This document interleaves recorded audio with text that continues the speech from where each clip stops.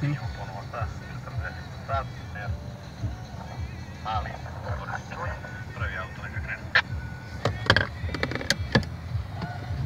Vidi njih dvoje, ne, ja i ti smo. Sad pazi, molim. 50. Valjaj ga, brat.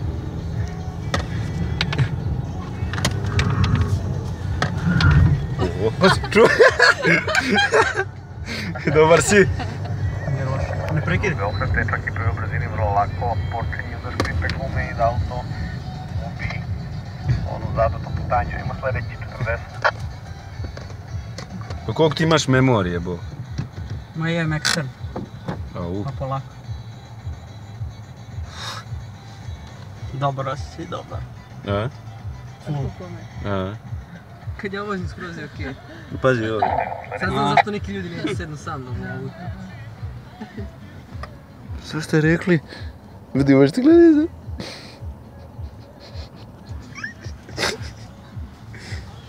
Ona je najbolje bila.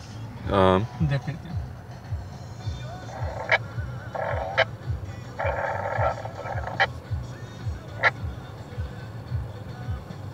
Ne mogu ja da krenem. Možeš. Ma nek pričam. Ajde. 50. Mali obraničaj, idemo 40.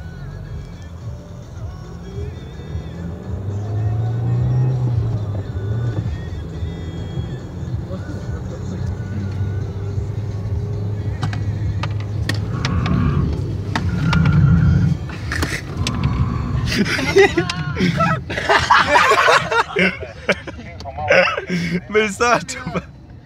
Kaži ja brisače! Ti već ona na polovini, brzine počela pada pa će ostane na podu da je bila.